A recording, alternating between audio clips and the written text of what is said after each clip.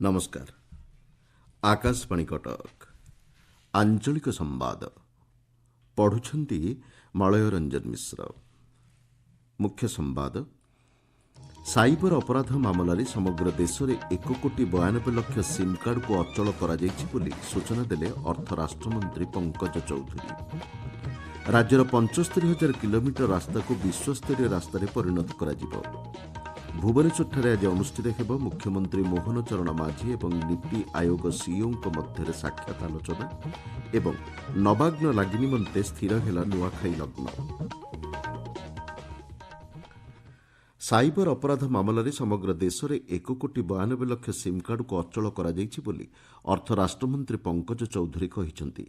ରାଜ୍ୟସଭାରେ ଏକ ପ୍ରଶ୍ନର ଉତ୍ତରରେ ସେ କହିଛନ୍ତି, ଶୂନ୍ୟ ସହନଶୀଳତା ନୀତି ଆଧାରରେ ଏହି ପଦକ୍ଷେପ ଗ୍ରହଣ କରାଯାଇଛି। ସାଇବର ଅପରାଧ ନେଇ ହସ୍ତଗତ ହୋଇଥିବା 7,60,000 ଅଭିଯୋଗ ଆଧାରରେ 2,400 କୋଟି ଟଙ୍କା ଉଦ୍ଧାର କରାଯାଇଛି ବୋଲି ସେ କହିଛନ୍ତି। ଏନେଇ ସରକାର ଏକ ଟୋଲ୍ ଫ୍ରି ନମ୍ବର 1930 ପ୍ରଚଳନ କରିଛନ୍ତି ବୋଲି ସେ ସୂଚନା ଦେଇଛନ୍ତି।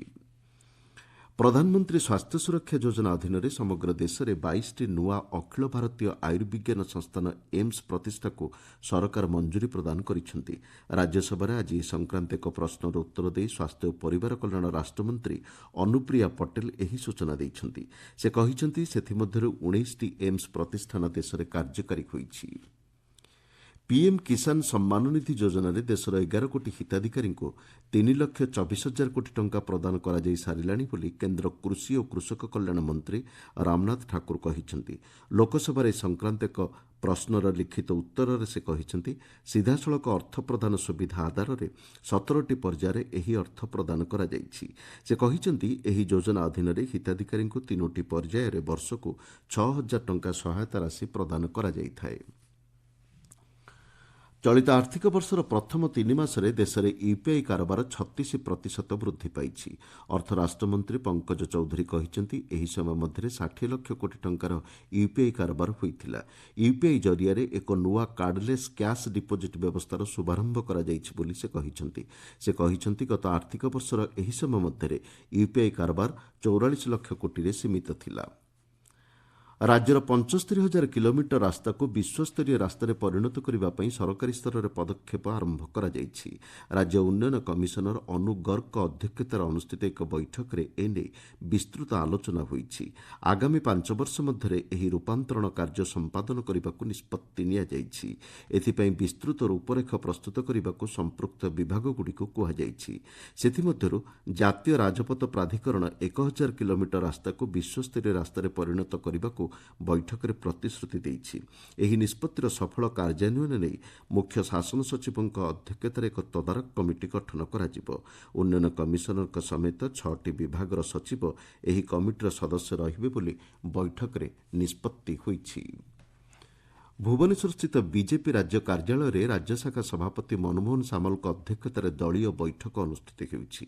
ରାଜ୍ୟର 2 ପ୍ରଭାରୀ ବିଜୟପାଲ ସିଂ ତୋମର ଏବଂ ଲତା ଉସେଣ୍ଡିଙ୍କ ସମେତ ଦଳର ବହୁ ବରିଷ୍ଠ ନେତା ଏବଂ କର୍ମୀ ଏହି ବୈଠକରେ ଯୋଗଦେଇ ଦଳର ଆଗାମୀ କାର୍ଯ୍ୟପନ୍ଥା ଉପରେ ଆଲୋଚନା କରୁଛନ୍ତି। ରାଜ୍ୟ ଏବଂ କେନ୍ଦ୍ର ବଜେଟ୍ର ଉଦ୍ଦେଶ୍ୟକୁ ସାଧାରଣ ଜନତାଙ୍କ ପାଖରେ ପହଞ୍ଚାଇବା ପାଇଁ ନିଆଯିବାକୁ ଥିବା ପଦକ୍ଷେପଗୁଡ଼ିକ ଉପରେ ମଧ୍ୟ ବୈଠକରେ ବିସ୍ତୃତ ଆଲୋଚନା ଚାଲିଛି। ଚଳିତ ବର୍ଷ ରାଜ୍ୟସ୍ତରୀୟ ସ୍ୱାଧୀନତା ଦିବସ କାର୍ଯ୍ୟକ୍ରମ ଭୁବନେଶ୍ୱରସ୍ଥିତ ମହାତ୍ମାଗାନ୍ଧି ମାର୍ଗରେ ପାଳନ କରାଯିବ। ରାଜ୍ୟ ଗୃହ ଏବଂ ସୂଚନା ଓ ଲୋକସମ୍ପର୍କ ବିଭାଗ ସହିତ ଏକ ମିଳିତ ବୈଠକରେ ଅଧ୍ୟକ୍ଷତା କରି ମୁଖ୍ୟମନ୍ତ୍ରୀ ମୋହନ ଚରଣ ମାଝୀ ଏହି ନିର୍ଦ୍ଦେଶ ଦେଇଛନ୍ତି। ଚଳିତ ବର୍ଷ ପରେଡ୍ରେ ସ୍କୁଲ, କଲେଜ ଏବଂ ପୁଲିସ ବାହିନୀକୁ ମିଶାଇ ପ୍ରାୟ 40ଟି କଣ୍ଟିଜେଣ୍ଟ ପ୍ୟାରେଡ୍ରେ ଅଂଶଗ୍ରହଣ କରିବେ। ଆସନ୍ତା 15 ତାରିଖ ସକାଳ 9ଟା ସମୟରେ ମୁଖ୍ୟମନ୍ତ୍ରୀ ପତାକା ଉତ୍ତୋଳନ କରି ଜନସାଧାରଣଙ୍କୁ ଉଦ୍ବୋଧନ ଦେବା ସହ ସମ୍ମିଳିତ ପ୍ୟାରେଡ୍ର ଅଭିବାଦନ ଗ୍ରହଣ କରିବେ। ଜିଲ୍ଲା ସ୍ତରର ସ୍ୱାଧୀନତା ଦିବସ ପାଳନ କାର୍ଯ୍ୟକ୍ରମ ପାଇଁ ମଧ୍ୟ ଅଧିକ ଅର୍ଥ ବରାଦ କରିବାକୁ ମୁଖ୍ୟମନ୍ତ୍ରୀ ନିର୍ଦ୍ଦେଶ ଦେଇଛନ୍ତି। ଆପଣମାନେ ଆଞ୍ଚଳିକ ସମ୍ବାଦ ଶୁଣୁଛନ୍ତି ଆକାଶବାଣୀ କଟକ କେନ୍ଦ୍ରରୁ। ମୁଖ୍ୟମନ୍ତ୍ରୀ ମୋହନ ଚରଣ ମାଝୀ ଏବଂ ନୀତି ଆୟୋଗ କାର୍ଯ୍ୟନିର୍ବାହୀ ଅଧିକାରୀ ବିଭିଆର୍ ସୁବ୍ରମଣ୍ୟମ୍ଙ୍କ ମଧ୍ୟରେ ଭୁବନେଶ୍ୱରଠାରେ ଆଜି ସାକ୍ଷାତ ଆଲୋଚନା ହେବାର କାର୍ଯ୍ୟସୂଚୀ ରହିଛି। ସମ୍ପ୍ରତି ଦିଲ୍ଲୀରେ ଅନୁଷ୍ଠିତ ନୀତି ଆୟୋଗ ବୈଠକରେ ଓଡ଼ିଶା ପାଇଁ ମୁଖ୍ୟମନ୍ତ୍ରୀ ଉପସ୍ଥାପନ କରିଥିବା ପ୍ରସ୍ତାବଗୁଡ଼ିକ ଉପରେ ଆଲୋଚନା ହେବ। ଏହି ବୈଠକରେ ରାଜ୍ୟ ମନ୍ତ୍ରିମଣ୍ଡଳର ସଦସ୍ୟ ଏବଂ ବିଭିନ୍ନ ବିଭାଗର ଉଚ୍ଚପଦସ୍ଥ ଅଧିକାରୀ ଯୋଗଦେବେ। ପ୍ରଧାନମନ୍ତ୍ରୀ ବିଶ୍ୱକର୍ମା ଯୋଜନାର ସୁଫଳ ଗଞ୍ଜାମ ଜିଲ୍ଲାର ପ୍ରକୃତ ହିତାଧିକାରୀଙ୍କ ପାଖରେ ପହଞ୍ଚାଇବା ଉପରେ ଅଣୁ କ୍ଷୁଦ୍ର କ୍ଷୁଦ୍ର ଏବଂ ମଧ୍ୟମ ଉଦ୍ୟୋଗ ତଥା ମତ୍ସ୍ୟ ଓ ପଶୁ ସମ୍ପଦ ମନ୍ତ୍ରୀ ଗୋକୁଳାନନ୍ଦ ମଲ୍ଲିକ ଗୁରୁତ୍ୱ ପ୍ରଦାନ କରିଛନ୍ତି। ସେ କହିଛନ୍ତି ଏହି ଯୋଜନାରେ 18ଟି ପାରମ୍ପରିକ ବୃତ୍ତିକୁ ଅନ୍ତର୍ଭୁକ୍ତ କରାଯାଇଛି। ଏହି ଯୋଜନା ମାଧ୍ୟମରେ ଗ୍ରାମାଞ୍ଚଳର ଅର୍ଥନୈତିକ ବିକାଶ ସମ୍ଭବ ହୋଇପାରିବ ବୋଲି ସେ କହିଛନ୍ତି। ଏହି କାର୍ଯ୍ୟକ୍ରମରେ ଯୋଗଦେଇ ଜିଲ୍ଲାପାଳ ଦିବ୍ୟଜ୍ୟୋତି ପରିଡ଼ା ଏହି ଯୋଜନା ସଂକ୍ରାନ୍ତ ଆବେଦନପତ୍ରଗୁଡ଼ିକର ଯାଞ୍ଚ ପ୍ରକ୍ରିୟା ସପ୍ତାହକ ମଧ୍ୟରେ ଶେଷ କରାଯିବ ବୋଲି କହିଛନ୍ତି। ଯୋଜନାରେ ଅନ୍ତର୍ଭୁକ୍ତ ଶିଳ୍ପକାର ଏବଂ କାରିଗରଙ୍କୁ ପ୍ରମାଣ ଏବଂ ପରିଚୟପତ୍ର ପ୍ରଦାନ କରିବାକୁ ବିଭାଗୀୟ ଅଧିକାରୀଙ୍କୁ ସେ ପରାମର୍ଶ ଦେଇଛନ୍ତି। ଏହି ଯୋଜନା ଅଧୀନରେ ପ୍ରଥମ ପର୍ଯ୍ୟାୟରେ 1 ଲକ୍ଷ ଏବଂ ଦ୍ୱିତୀୟ ପର୍ଯ୍ୟାୟରେ 2 ଲକ୍ଷ ଟଙ୍କା ପର୍ଯ୍ୟନ୍ତ ଋଣ ସହାୟତା ବାର୍ଷିକ 5% ସୁଧ ହାରରେ ହିତାଧିକାରୀଙ୍କୁ ପ୍ରଦାନ କରାଯିବାର ବ୍ୟବସ୍ଥା ରହିଛି ବୋଲି ସେ କହିଛନ୍ତି। ଶିକ୍ଷା ସର୍ବଦା ସଂସ୍କୃତିର ପ୍ରସାର ଏବଂ ପୃଷ୍ଠପୋଷକତା କରିଥାଏ ବୋଲି ଏନ୍ସିଇଆରଟିର ନିର୍ଦ୍ଦେଶକ ପ୍ରଫେସର ଦିନେଶ ପ୍ରସାଦ ସକଲାନି କହିଛନ୍ତି। କଟକସ୍ଥିତ ଆଞ୍ଚଳିକ ଶିକ୍ଷା ପ୍ରତିଷ୍ଠାନର 62ତମ ପ୍ରତିଷ୍ଠା ଦିବସ ପାଳନ ସମାରୋହରେ ଯୋଗଦେଇ ଶିକ୍ଷାକୁ ସାର୍ଟିଫିକେଟ୍ର ପରିସୀମା ଭିତରେ ସୀମିତ ନ ରଖି ଗବେଷଣା ମାଧ୍ୟମରେ ଏହାକୁ ଅଧିକ ବ୍ୟାପକ କରିବାକୁ ସେ ପରାମର୍ଶ ଦେଇଛନ୍ତି।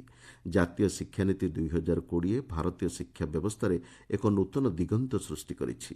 ଏହି ଆଧାରରେ ଶିକ୍ଷା ପ୍ରଦାନ ସମାଜରେ ଆଲୋକବର୍ତ୍ତିକା ସଦୃଶ ହେବ ବୋଲି ସେ ମତବ୍ୟକ୍ତ କରିଛନ୍ତି। ପ୍ରତିଷ୍ଠାନ ଅଧ୍ୟକ୍ଷ ପ୍ରଫେସର ପ୍ରକାଶ ଚନ୍ଦ୍ର ଅଗ୍ରୱାଲଙ୍କ ପୌରୋହିତ୍ୟରେ ଅନୁଷ୍ଠିତ ଏହି ସମାରୋହରେ ଦିଲ୍ଲୀ ଦକ୍ଷତା ଓ ଉଦ୍ୟମିତା ବିଶ୍ୱବିଦ୍ୟାଳୟର କୁଳପତି ପ୍ରଫେସର ଅଶୋକ କୁମାର ନାଗାବତ ଯୋଗଦେଇ କୃତ୍ରିମ ବୁଦ୍ଧିମତ୍ତାର ଆଭିମୁଖ୍ୟ ଏବଂ ଆବଶ୍ୟକତା ଉପରେ ଗୁରୁତ୍ୱ ପ୍ରଦାନ କରିଥିଲେ। ନବାଗ୍ନ ଲାଗି ନିମନ୍ତେ ନୂଆଖାଇ ଲଗ୍ନ ସ୍ଥିର ହୋଇଛି। ଆସନ୍ତା ମାସ 8 ତାରିଖ ରବିବାର ଦିନ ଇଷ୍ଟଦେବୀଙ୍କ ନିକଟରେ ନବାଗ୍ନ ଲାଗି ହେବ। ସକାଳ 9:35ରୁ 10:07 ମଧ୍ୟରେ ନବାଗ୍ନ ଲାଗି ପାଇଁ ଶୁଭ ବେଳା ସ୍ଥିର ହୋଇଛି। ଇଷ୍ଟଦେବୀଙ୍କ ନିକଟରେ ନବାଗ୍ନ ଲାଗି ପରେ ସମସ୍ତେ ନୂଆ ଖାଇବାର ପରମ୍ପରା ରହିଛି। ଶ୍ରାବଣ ଶୁକ୍ଳପକ୍ଷ ତୃତୀୟ ତିଥିରେ ଆସନ୍ତାକାଲି ପୁରୀ ଶ୍ରୀମନ୍ଦିରରେ ଠାକୁରଙ୍କର ବନକ ଲାଗି ନୀତି ଅନୁଷ୍ଠିତ ହେବ। ଦ୍ୱିତୀୟ ଭୋଗମଣ୍ଡପ ନୀତି ଶେଷ ହେବା ପରେ ପାଖାପାଖି ଅପରାହ୍ନ 5ଟାରୁ ରାତି 9ଟା ପର୍ଯ୍ୟନ୍ତ ବନକ ଲାଗି ନୀତି ପାଇଁ ସର୍ବସାଧାରଣ ଦର୍ଶନ ବନ୍ଦ ରହିବ ବୋଲି ମନ୍ଦିର ପ୍ରଶାସନ ପକ୍ଷରୁ ସୂଚନା ଦିଆଯାଇଛି। ବନକ ଲାଗି ପରେ ଶ୍ରୀଜୀଉଙ୍କର ମହାସ୍ନାନ ନୀତି ଅନୁଷ୍ଠିତ ହେବ। ଏହାପରେ ସର୍ବସାଧାରଣ ଦର୍ଶନ ହେବ ବୋଲି ଜଣାପଡ଼ିଛି। ଚଳିତ ବର୍ଷର ରାଜ୍ୟ ବଜେଟ୍କୁ ପ୍ରତ୍ୟେକ ବର୍ଗଙ୍କ ସ୍ୱାର୍ଥକୁ ଦୃଷ୍ଟିରେ ରଖି ପ୍ରସ୍ତୁତ କରାଯାଇଛି ବୋଲି ବିଧାୟକ ଗୌରୀଶଙ୍କର ମାଝୀ ପ୍ରକାଶ କରିଛନ୍ତି। ନବରଙ୍ଗପୁରଠାରେ ଆଜି ଜିଲ୍ଲା ବିଜେପି ପକ୍ଷରୁ ଆୟୋଜିତ ସାମ୍ବାଦିକ ସମ୍ମିଳନୀରେ ଯୋଗଦେଇ ବିଧାୟକ ଶ୍ରୀ ମାଝୀ କହିଛନ୍ତି, ଏହା ଏକ ଲୋକାଭିମୁଖୀ ବଜେଟ୍। ଏଥିରେ ନବରଙ୍ଗପୁର ଜୟପୁର ରେଳ ପ୍ରକଳ୍ପ ଏବଂ ଟୁରି ଗଣ୍ଡାକ ଜଳସେଚନ ପ୍ରକଳ୍ପ ପାଇଁ ବ୍ୟବସ୍ଥା କରାଯାଇଥିବାରୁ ସେ ମୁଖ୍ୟମନ୍ତ୍ରୀଙ୍କୁ ଧନ୍ୟବାଦ ଜଣାଇଛନ୍ତି। ମାଧ ସିଂ ହାତ ଖର୍ଚ୍ଚ ଯୋଜନା ଜିଲ୍ଲାର ଶିକ୍ଷା କ୍ଷେତ୍ରରେ ଡ୍ରପ୍ ଆଉଟ୍ ହାରକୁ ହ୍ରାସ କରିବାରେ ସହାୟକ ହେବ ବୋଲି ସେ ଆଶାବ୍ୟକ୍ତ କରିଛନ୍ତି। ଭୁବନେଶ୍ୱର କଳିଙ୍ଗ ଷ୍ଟାଡିୟମ୍ ସ୍ଥିତ ଇଣ୍ଡୋର ଜଳକ୍ରୀଡ଼ା କେନ୍ଦ୍ରରେ 40ତମ ସବ୍ ଜୁନିୟର ଏବଂ 50ତମ ଜୁନିୟର ସନ୍ତରଣ ପ୍ରତିଯୋଗିତା ଆଜିଠାରୁ ଆରମ୍ଭ ହୋଇଛି। 7ଟି ବିଭାଗରେ ଅନୁଷ୍ଠିତ ହେଉଥିବା ପ୍ରତିଯୋଗିତାରେ ପ୍ରାୟ 1000ରୁ ଊର୍ଦ୍ଧ୍ୱ ପ୍ରତିଯୋଗୀ ଅଂଶଗ୍ରହଣ କରିଛନ୍ତି। ଓଡ଼ିଶାର ବାଳକ ଏବଂ ବାଳିକା ବିଭାଗର ମୋଟ 39 ଜଣ ଭାଗ ନେଇଛନ୍ତି। ଭାରତୀୟ ସନ୍ତରଣ ମହାସଂଘ, ଓଡ଼ିଶା ରାଜ୍ୟ ସନ୍ତରଣ ସଂଘ ଏବଂ ରାଜ୍ୟ କ୍ରୀଡ଼ା ଓ ଯୁବସେବା ବିଭାଗର ମିଳିତ ଆନୁକୂଲ୍ୟରେ ଅନୁଷ୍ଠିତ ହେଉଥିବା ଏହି ପ୍ରତିଯୋଗିତା ଆସନ୍ତା 11 ତାରିଖରେ ଉଦ୍ଯାପିତ ହେବ। ମୌସୁମୀର ପ୍ରଭାବରେ ରାଜ୍ୟର ବିଭିନ୍ନ ସ୍ଥାନରେ ବର୍ଷା ଲାଗି ରହିଛି। ଭୁବନେଶ୍ୱର ଆଞ୍ଚଳିକ ପାଣିପାଗ ବିଜ୍ଞାନ କେନ୍ଦ୍ରର ସୂଚନା ଅନୁଯାୟୀ ଆସନ୍ତା 4 ଦିନ ପର୍ଯ୍ୟନ୍ତ ବର୍ଷା ଜାରି ରହିବ। ଆସନ୍ତା 24 ଘଣ୍ଟା ମଧ୍ୟରେ ଘଡ଼ଘଡ଼ି ସହ ବର୍ଷା ହେବା ନେଇ 22ଟି ଜିଲ୍ଲା ପାଇଁ ସତର୍କ ସୂଚନା ଜାରି କରାଯାଇଛି। ସେଥିମଧ୍ୟରୁ ମାଲକାନଗିରି, କୋରାପୁଟ ଏବଂ ନବରଙ୍ଗପୁରରେ ଅତି ପ୍ରବଳ ବର୍ଷା ହୋଇପାରେ ବୋଲି ପାଣିପାଗ କେନ୍ଦ୍ର କହିଛି। ମୁଖ୍ୟ ସମ୍ବାଦଗୁଡ଼ିକ ପୁଣିଥରେ। ସାଇବର ଅପରାଧ ମାମଲାରେ ସମଗ୍ର ଦେଶରେ 1,92,00,000 ସିମ୍ କାର୍ଡକୁ ଅଚଳ କରାଯାଇଛି ବୋଲି ସୂଚନା ଦେଲେ ଅର୍ଥ ରାଷ୍ଟ୍ରମନ୍ତ୍ରୀ ପଙ୍କଜ ଚୌଧୁରୀ। ରାଜ୍ୟର 75,000 କିଲୋମିଟର ରାସ୍ତାକୁ ବିଶ୍ୱସ୍ତରୀୟ ରାସ୍ତାରେ ପରିଣତ କରାଯିବ। ଭୁବନେଶ୍ୱରଠାରେ ଆଜି ଅନୁଷ୍ଠିତ ହେବ ମୁଖ୍ୟମନ୍ତ୍ରୀ ମୋହନ ଚରଣ ମାଝୀ ଏବଂ ନୀତି ଆୟୋଗ ସିଇଓଙ୍କ ମଧ୍ୟରେ ସାକ୍ଷାତ ଆଲୋଚନା ଏବଂ ନବାଗ୍ନ ଲାଗି ସ୍ଥିର ହେଲା ନୂଆଖାଇ ଲଗ୍ନ। ଆଞ୍ଚଳିକ ସମ୍ବାଦ ବର୍ତ୍ତମାନ ପାଇଁ ଏତିକିରେ ଶେଷ ହେଲା। ଆମର ପରବର୍ତ୍ତୀ ଆଞ୍ଚଳିକ ସମ୍ବାଦ ଶୁଣିପାରିବେ ସନ୍ଧ୍ୟା 6:45।